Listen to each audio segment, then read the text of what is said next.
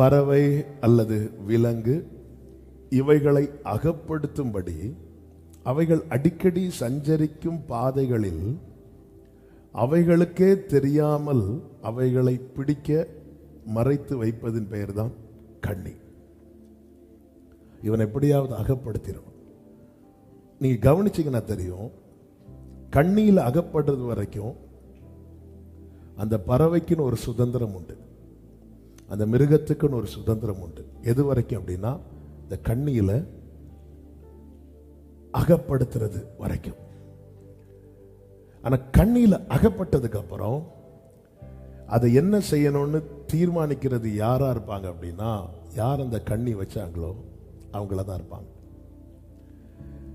என் வாழ்க்கையில நான் என்ன செய்யணும் என்ன செய்யக்கூடாதுன்னு தீர்மானிக்கிறது சாத்தானா இருப்பான் என்றால், நான் எதில் இருக்கிறேன் என்றால் நான் கண்ணியில் அகப்பட்டிருக்கிறேன்.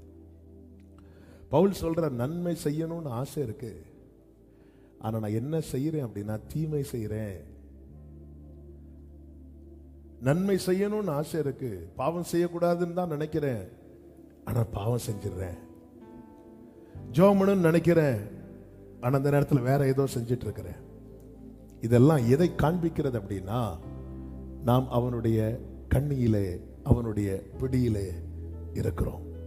இந்த கண்ணி எப்படி வைப்பாங்க அப்படின்னா, அந்த கண்ணி வெளியே தெரியாது. ஒரு பறவையை பிடிக்கிறதுக்கு கண்ணியை வைக்கும்போது அதன் மேல தானியத்தை நல்ல தூவி அந்த கண்ணியே தெரியாத அளவுக்கு அந்த பறவையை கவர்ந்து இழுக்கக்கூடிய அவைகளுக்கு பிடித்தமான ஃபுட்டை அதுக்கு மேல ஃபுல்லா பரம்பி வைத்து விடுவார்கள். இந்த கண்ணிக்கு உள்ள என்ன இருக்குன்னா ஒரு சுருக்கு இருக்கும். இந்த பறவை என்ன பண்ணும் அப்படின்னா வேகமாய் பறந்து ஏன்னா அது ஆகாரத்தை தேடி இப்படி அலைஞ்சிட்டே வரும்போது தானியத்தை அப்படியே கூட்டமா இருக்கிற தானியத்தை பார்த்து தான் அதுக்கு சந்தோஷம் தாங்க முடியாது. அது எங்க உள்ளது யார் வச்சா எதுவுமே பார்க்காது, ஏன்னா பசி, தனக்கு ஆகாரம் வேணும். அது வேகமாய் பறந்துவது என்ன பண்ணும் அப்படின்னா அதன் மேல இருந்து அதை கொத்தும். அதன் மேல உட்கார்ந்ததும் என்ன ஆகும், அந்த கண்ணிக்குள்ள இருக்கிற சுருக்குல அது மாட்டிரும், கண்ணியில அவைகள் அகப்படும். இதே போலதான் சத்துரு என்ன செய்வான் என்றால், நம்ம எதுல வீக்கா இருக்கிறோம் அப்படின்னு பார்த்து அதற்கான விசாலமான வாசலை அவன் திறந்து வைத்து உள்ளே ஒரு சுருக்க வச்சிருப்பான். ஆமோஸ் தீர்க்க தரிசன புஸ்தகம் 3வது அதிகாரம் அதனுடைய 5வது வசனத்திலே இப்படி சொல்லப்பட்டிருக்கிறது. ஆமோஸ் 3:5 குருவிக்கு தரையிலே சுருக்கு போடப்படாதிருந்தால் அது கண்ணியில் அகப்படுமோ? ஒன்றும் படாதிருக்கையில் கண்ணி தரையிலிருந்து எடுக்கப்படுமோ? நல்ல கவனமா கேளுங்க. கண்ணி வைக்கிறான் சத்ரு அகப்படுவதற்கு, ஆனா அகப்படுறது வரைக்கும் அவன் கண்ணி என்ன செய்ய மாட்டானா, எடுக்க மாட்டான். குருவிக்கு தரையிலே சுருக்கு போடாதிருந்தால் அது கண்ணியில் அகப்படுமோ? நமக்கு நல்லா தெரியும், லோத்து ஆபிரகாமோடு இருந்தவன். தூரத்திலிருந்து ஒரு விசை லோத்து கண்களை ஏறெடுத்து பார்க்கும்போது இந்த சோதோம் பட்டணம் அவன் கண்ணுக்கு எப்படி தெரிந்தது என்றால் கர்த்தருடைய தோட்டத்தை போல தெரிஞ்சான். கர்த்தருடைய தோட்டம், ஏதேன் தோட்டத்தை போல தெரிஞ்சது. ஆனா உள்ள ஒரு சுருக்கு இருக்கிறது அவனுக்கு தெரியல. இவன் என்ன பண்ணா அப்படின்னா ஆபிரகாமை விட்டு விலகி பிரிந்து சோதோமுக்கு உள்ள போயிட்டான். சோதோமுக்கு உள்ள போன லோத்தால சோதோமை விட்டு சுயமாய் வெளியே வர முடியவில்லை. அந்த லோத்தை குறித்து வேதம் சொல்லுகிறது, அவன் நாள்தோறும் வாதிக்கப்பட்டு கொண்டே இருந்தானாம். தூரத்திலிருந்து பார்க்கும்போது அது எப்படி இருக்கிறதா, ஏதேன் தோட்டத்தை போல இருக்குது. ஆனா உள்ள போனதுக்கு அப்புறம் தான் தெரியுது இதற்குள்ள ஒரு சுருக்கு இருக்கிறது, வெளியே வர முடியல. அவன் நாள்தோறும் வாதிக்கப்பட்டானா. மாட்டிட்டேனே. சோதோமை அழிக்க கர்த்தர் தம்முடைய தூதர்களை அனுப்பும் போது இவன் அவர்கள் காலிலே விழுந்து கதறுகிறான், கெஞ்சுகிறான். அப்பொழுது தூதர்கள் சொல்றாங்க, நீ வெளியே வா அப்படின்னு. வெளியே வர முடியல. வேதம் சொல்லுகிறது, அந்த தூதர்கள் லோத்தின் கையை பிடித்து அவனை சோதோமுக்குள்ள இருந்து இழுத்து வெளியே விட்டாங்க. கண்ணி என்பது நாம் அகப்படும் வரைக்கும் அந்த சுருக்கு நமக்கு தெரியாது. அதனாலதான் வேதம் சொல்லுகிறது, கேட்டுக்கு போகும் வாசல் விசாலமா இருக்குமா, விசாலமா இருக்கும். இந்த பூமியில ஒரு மனுஷன் தவறுவதற்கான வாசல்கள் தான் அதிகம் திறக்கப்பட்டிருக்கிறது. ஆனா ஒன்ஸ் ஒருத்தர் மாட்டிட்டான் அப்படின்னா அவன் அடுத்து என்ன செய்யணும், என்ன செய்யக்கூடாது என்பதை தீர்மானிக்கிறது அவனுடைய பெற்றோர் அல்ல. யார் அந்த கண்ணியிலே அவனை அகப்படுத்தினானோ அவனே தீர்மானிக்கிறான். அடிக்கடி சொல்லுகிற வார்த்தை, யூத ராஜ சிங்கத்தின் பிள்ளைகள் என்று சொல்லுகிற அநேகரை இன்னைக்கு சாத்தான் கையில வச்சு யூஸ் பண்ற டாயா, கையில வச்சு விளையாடுற டாயா யூஸ் பண்ணிட்டு இருக்கிறான். நான் இன்னைக்கு எப்படி இருக்கிறேன், யார் கையில இருக்கிறேன்? நம்ம என்ன டிப் டாப்பா ட்ரெஸ் பண்ணி நல்ல ஸ்டைல் பண்ணி வெளியே 4 பேர் பார்க்குற மாதிரி போனா நம்ம தான் சாதித்ததான் நினைச்சிட்டு இருக்கிறோம். இல்லை, ஒவ்வொரு கட்டம் தாண்டும் போது நாம் பண்ணதெல்லாம் திரும்பி பார்த்தா அப்படிதான் இருக்கும் நமக்கு. ஆனா ஒரு சக்சஸ்ஃபுல் லைஃப், ஒரு பர்பஸ்ஃபுல் லைஃப் ஒருவன் வாழ வேண்டுமானால் அவன் கண்ணியில் அகப்பட்டிருக்க கூடாது. 142வது சங்கீதம் அதனுடைய 3வது வசனத்திலே தாவீது இப்படி சொல்லுகிறார், என் ஆவி என்னில் தியங்கும் போது நீர் என் பாதையை அறிந்திருக்கிறீர். நான் நடக்கிறதற்கு நடக்கிற வழியில் மறைவாக எனக்கு கண்ணி வைத்து. இந்த வார்த்தை கவனிச்சீங்களா? தாவீது எப்படி நடக்கிறார் பாத்தீங்களா? பயந்து பயந்து. தாவீது எப்படி பயந்து காலடி எடுத்து வைக்கிறார்? நான் ஏதாவது கண்ணில மாட்டிடுவேனா,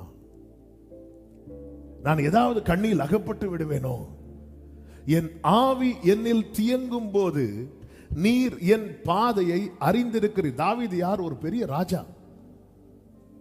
தாவீதுக்கு பின்னாக ஒரு பெரிய டீம் உண்டு, எல்லாரையும் ஜெயிக்கிறான்,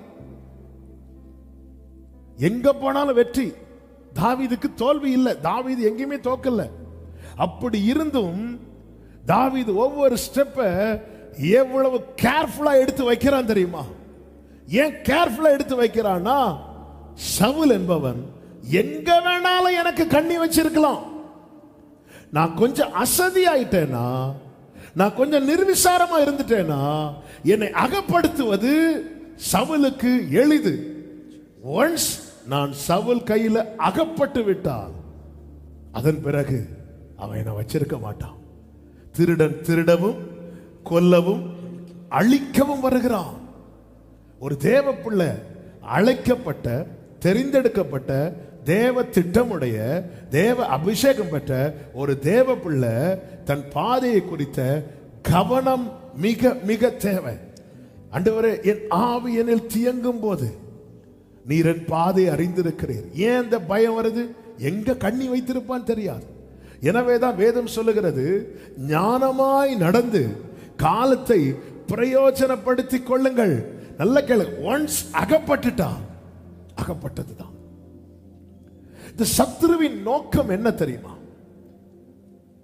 1 பேதுரு 5வது அதிகாரம் அதனுடைய 8வது வசனத்தில் இப்படி சொல்லப்பட்டிருக்கிறது, தெளிந்த புத்தி உள்ளவர்களாயிருங்கள், விழித்திருங்கள், ஏனெனில் உங்கள் எதிராளி ஆகிய பிசாசானவன் கெர்ச்சிக்கிற சிங்கம் போல எவனை விழுங்கலாமோ என்று வகை தேடி சுற்றி திரிகிறான். அவனுடைய நோக்கம் என்னன்னா, கர்த்தருக்கென்று நிற்கிறவர்கள், வெற்றியோடு வாழ்க்கையை தொடருகிறவர்கள், கர்த்தருக்கென்று பயன்படும்படி ஏற்படுத்தப்பட்டவர்களை விழ வைக்கணும், விழுங்கணும். விழுங்கணும்னா என்ன அர்த்தம்? அவனை இல்லாம ஆக்கணும். அவனுடைய வாழ்க்கையே பிரயோஜனமற்றதாய், அர்த்தமற்றதாய், இப்படி ஒருத்தன் இருந்தானே தெரியாத அளவுக்கு அவன் லைஃபை டேமேஜ் பண்ணிடணும். இதுதான் சாத்தானுடைய தந்திரம், சாத்தானுடைய நோக்கம். இதற்காக அவன் கையாளுகிற விதங்கள், கையாளுகிற வழிகள் என்பது என்ன வேணாலும் செய்வான். போன யூத் ஃபெஸ்ட்ல சொன்னேன் நினைக்கிறேன், ஒவ்வொருத்தருக்கும் ஒவ்வொரு வீக்னஸ் உண்டு. பலவீனம் இல்லாத யாருமே கிடையாது. ஆனா எல்லாரும் ஒரே காரியத்தில் வீக்கா இருக்க மாட்டோம். சாத்தானுக்கும் நம்முடைய வீக்னஸ் தெரியும். என்ன பண்ண இவனை விழத்தள்ளலாம், எப்படி விழுங்க வைக்கலாம். அதனாலதான் வேதம் சொல்லுகிறது, தெளிந்த புத்தி உள்ளவர்களாய் இருங்கள். கொஞ்சம் அசதியா இருந்த தாவீதை பாத்தீங்களா? சவுல் அசதியா இருந்தான், தாவீது கையில் அகப்பட்டான். தாவீது விழிப்பா இருந்ததுனால சவுல் கையில் அகப்படல. இதேதான், நாம் அசதியா இருந்தா சாத்தான் ஈஸியா பிடிச்சிருவான். நாம விழிப்பா இருந்தா சத்துருவுக்கு கண்ணியா இருப்போம். நம்ம என்ன நினைச்சிட்டு இருக்கிறோம்னா, இன்னும் இருக்குல்ல லைஃப், எங்க இருக்கு, எங்க லைஃப் இருக்கு. வாழ்க்கையில தெரிந்தெடுக்க வேண்டிய பகுதியில நான் சரியானதை தெரிந்தெடுக்கவில்லை என்றால் பின்னாடி அழ வேண்டி இருக்கும். ஏசாவை பாத்தீங்களா? கூலா சேஷ்டபுத்திர பாகமா, நான் சாக போற எனக்கு என்னத்துக்கு இந்த சேஷ்டபுத்திர பாகம். அவன் தெரிந்தெடுக்க வேண்டிய பகுதி நேரத்தில் சரியானதை தெரிந்தெடுக்காம அற்பமானதை தெரிந்தெடுத்து பின் நாட்களில் அவன் வடித்த கண்ணீர் என்பது கொஞ்சம் அல்ல, அவன் சத்தமிட்டு அழுதான் என்று வேதம் சொல்லுகிறது. இது சரியான டைம். நான் யாரா இருக்கணும், நான் எப்படி இருக்கணும்? சத்துருவின் கண்ணியில் இருக்க வேண்டுமா, சத்துருவுக்கு கண்ணியாய் இருக்க வேண்டுமா? என் ஆவி என்னில் தியங்கும் போது, ஆண்டவரே, ஒவ்வொரு நாளும் தாவீதுனுடைய ஜெபம் எதுவா இருக்கு அப்படின்னா, ஆண்டவரே, என் பாதையில எங்க கண்ணி வச்சிருக்கான்னு தெரியாதுப்பா, என்னை காத்துக்கொள்ளும். எனவேதான் தாவீது சொல்லுகிறார், வேடனுடைய கண்ணிக்கு தப்பின குருவியை போல எங்கள் ஆத்துமா தப்பிட்டு கண்ணி தெரித்தது, நாங்கள் தப்பினோம்.